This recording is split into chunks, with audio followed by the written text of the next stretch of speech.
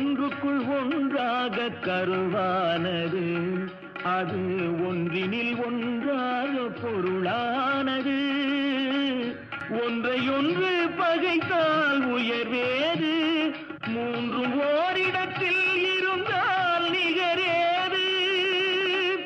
மூன்றும் ஓரிடத்தில் இருந்தால் நிகரேது. கல்வியா செல்வமா வீரமா? மூன்று தலைமுறைக்கும் நிதி வேண்டுமா?